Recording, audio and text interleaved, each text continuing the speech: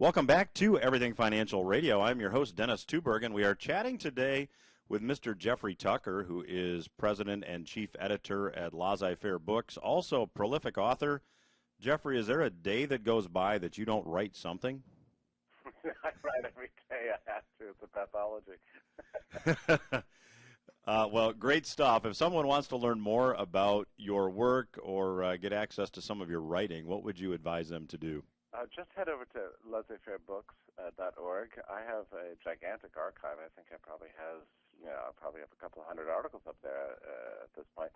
We have a club that you can join, and we deliver ebooks and book summaries, to our members, and lots of audiobooks, multimedia, digital books, some real cutting-edge stuff. And what we're trying to do essentially with the Laissez-Faire Project is not just preach to people on what they should believe, but provide practical alternatives for people who are trying to, live their lives in freedom and just find a way to, the old Jefferson idea of life, liberty, and the pursuit of happiness. And we want to do this on a practical level, not just an ideological level. Well, I'd certainly encourage the listeners to go check that out. Jeffrey, in the last segment, you mentioned something called a bid claim, and I think we have some listeners out there that maybe aren't familiar with that term, what it means, what it is. Can you explain?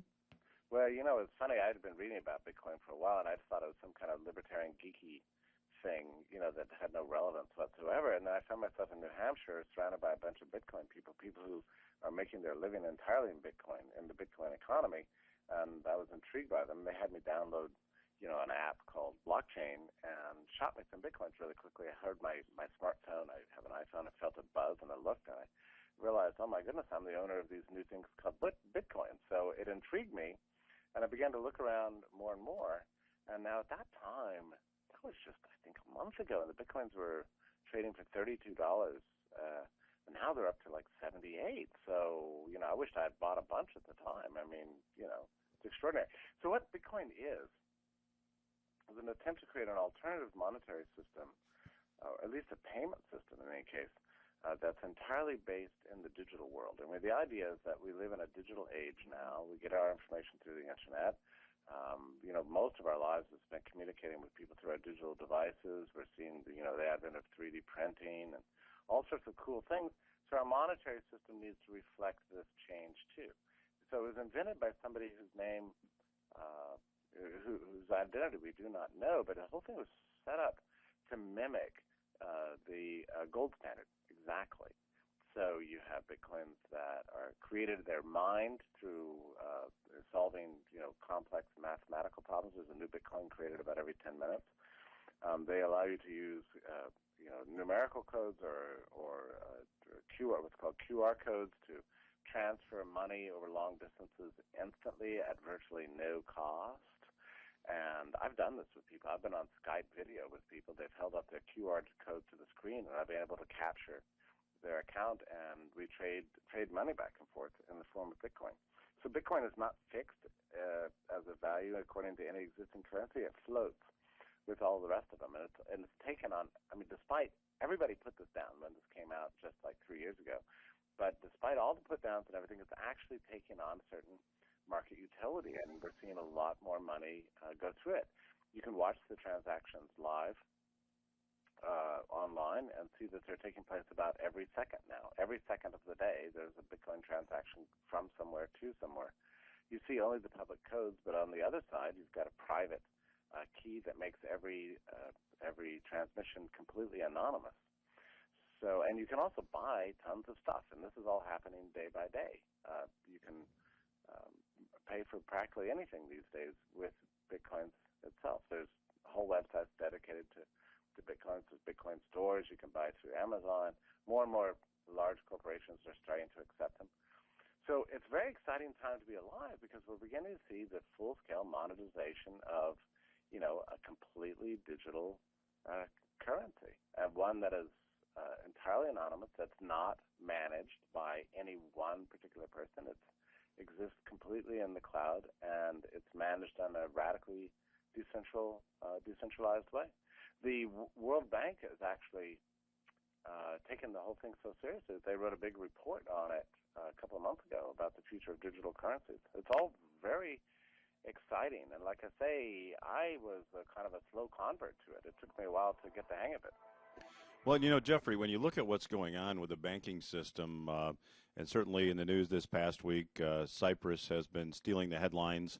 The banking system is not only broken, many banks around the world are insolvent. So when something doesn't work, we certainly have to look at an alternative. But I'd like your comments on Cyprus. Certainly, as someone who believes in personal freedom and the ability to own private property, the fact that in the country of Cyprus, bank accounts over, I believe it's 100,000 euro, a percentage of those bank accounts, I should say, are now just being confiscated in the form of a bailout tax, has to be disturbing to you.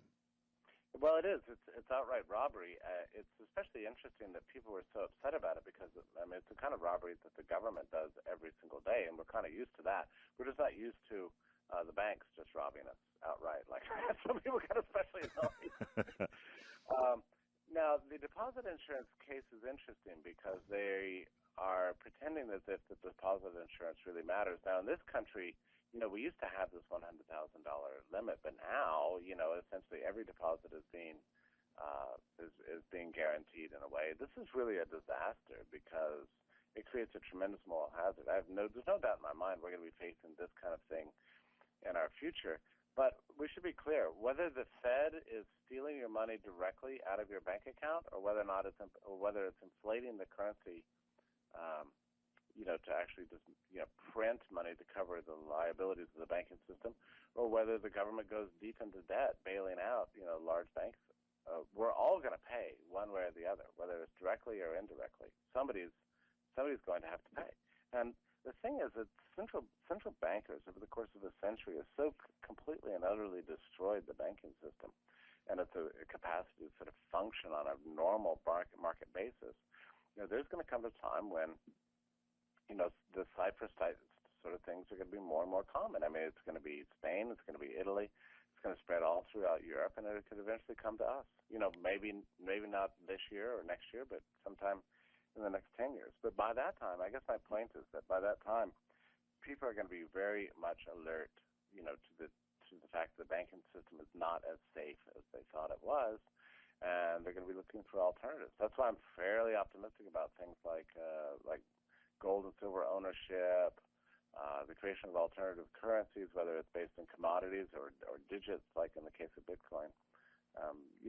People will not be, forever exploited. At some point, we're going to see markets respond and provide alternatives to the rotten systems that governments created and have ruined. Jeffrey, I'd like to get your take on Europe. Certainly there's a party in Germany called Alternatives for Deutschland that's gaining a lot of momentum. And it seems that their primary position is to get out of the euro. Beppe Grillo, a comedian, now is an integral part of trying to create a coalition government in Italy. His platform was, let's get out of the euro. Are the euro's days numbered? Are we going to see the failure of the euro maybe this year or next, in your view?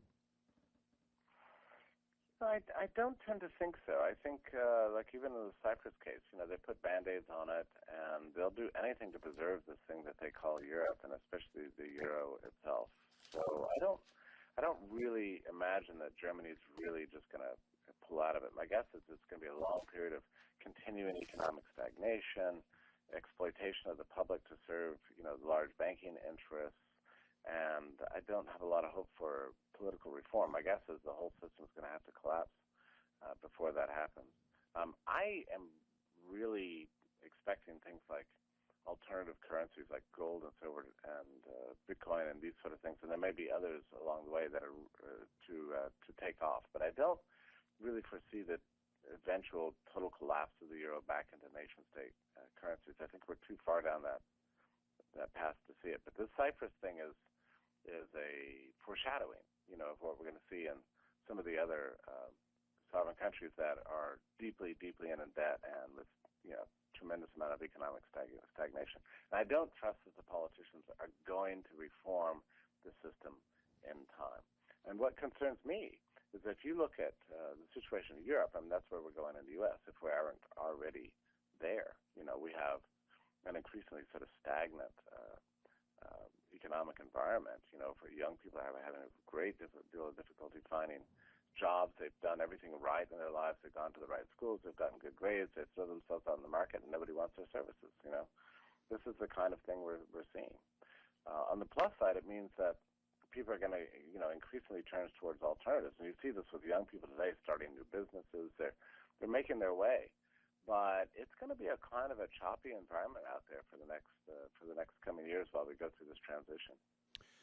Jeffrey, you made a mention of gold and silver, so I take from those comments that you're a bull when it comes to both gold and silver.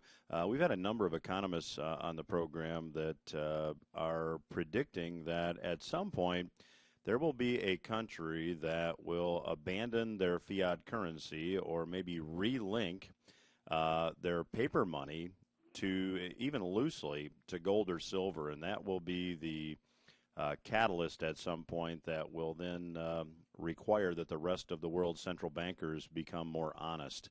What's your take on that view?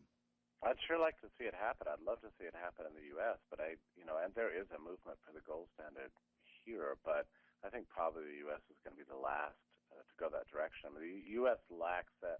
The U.S. elites lack the incentive to do that because the dollar is kind of the global currency. So probably it's going to happen in a place that we least expect it. It's like the Cyprus situation. I mean, if you try to Google around 2-3 months ago and find somebody who foresaw what happened in Cyprus just practically overnight, you're not going to really find many people. You might find somebody worrying about the debt situation, but nobody who really figured out the precise country and the precise triggers and just the scale of the problem. I think we're in for some amazing surprises, and they could come from a place where we least expect, and so it's impossible to speculate. But, at some point, people are going to get sick of dollar imperialism, and gold is a great way to go. Maybe it might be a small country like Liechtenstein, or, who knows? Who knows where it'll happen? But I don't really see government money is being reformed to become sound again. My guess is that the free market itself is going to be reinventing our monetary systems, and that the states and the central bankers are going to lose complete control of it. That's what I expect to see happening. It's going to be a very interesting thing to watch. Well, Jeffrey Tucker, thank you for joining us. We are out of time. We certainly appreciate you once again being gracious with your time, and we hope you'll come back. Well, thank you so much for having me. It's been a real pleasure, and I'd love to come back. Everything Financial Radio will return after these words. Stay with us.